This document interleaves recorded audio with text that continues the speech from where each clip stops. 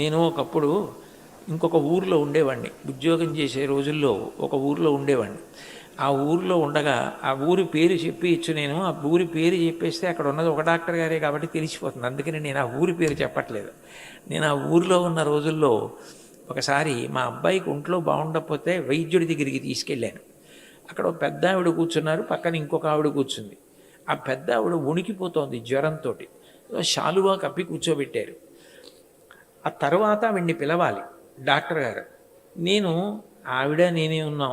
అయ్యో పాపం పెద్ద ఆవిడ చాలా బాధలో ఉందని చూస్తున్నాను. ఇంతలో ఆ హాస్పిటల్ ముందు కారు ఆగింది. అందులోంచి ఒక ఆయన దిగుతున్నాడు.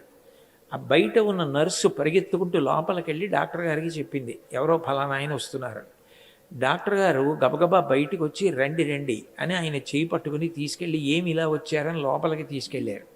తీసుకెళ్ళిన తర్వాత ఈ పెద్ద ఆవిడ పక్కన కూర్చున్న ఆవిడ, ఆ లోపలికి వెళ్ళినవాడు నీ కొడుకే కదూ అంది. అవునమ్మా నా కొడుకే అంది.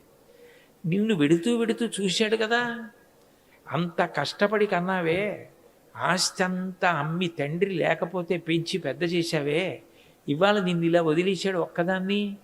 వాడేమో అంత ఐశ్వర్యం సంపాదించాడు, అంత పెద్ద అధికారి, అంత గౌరవం పొందుతున్నాడు. ఇలా వెడుతూ నిన్ను చూసి అమ్మా హాస్పిటల్కి వచ్చే ఒంట్లో బాగోలేదా అని కూడా అడగలేదు. అలాంటి పిల్లాడు ఉంటే ఎంత పోతే ఎంతమ్మా అంది. ఆ జ్వరంతో ఉన్న తల్లి వెంటనే అంది, అమ్మా అంత మాట అనకు, వాడు నన్ను చూసినా చూడకపోయినా వాడు 100 ఏళ్ళు బ్రతకాలమ్మా, వాడు ఉంటే ఎంత పోతే ఎంత అన్న మాట మాత్రం అనకు, నేను తట్టుకోలేనంది. అది అమ్మ అంటే.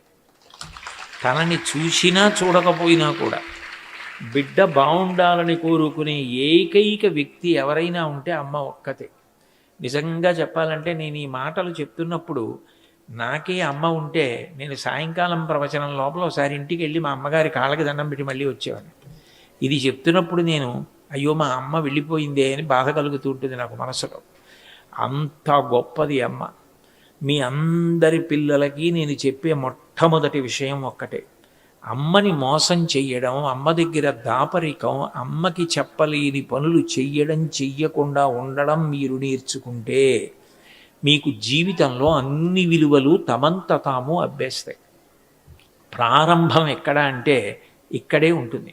ఇంజన్ పట్టాల మీద పరిగెత్తింది అనుకోండి, వెనకాతల 23 కోచ్లున్నా 27 కోచ్లున్నా అన్నీ పట్టాలు పట్టుకుని తిరుపతి వెళ్ళిపోతాయి. ఇంజన్ ఒక్కటి పట్టాలు తప్పింది అనుకోండి, మిగిలిన కోచ్లన్నీ పట్టాలు తప్పుతాయి. అవి కోచ్లేమో కానీ ఇంజన్లు మాత్రం కావు. ఇంజన్ ఒక్కటే ఉంటుంది. మీరు వృద్ధిలోకి రావడానికి ఇంజన్ అమ్మ.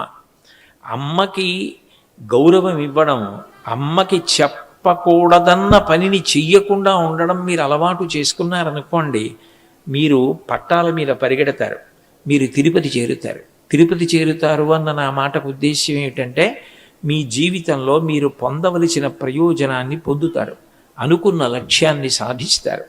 మాతృదేవో భవ పితృదేవో భవ. తల్లి ఎంత గొప్పదో తండ్రి అంత గొప్పవాడు.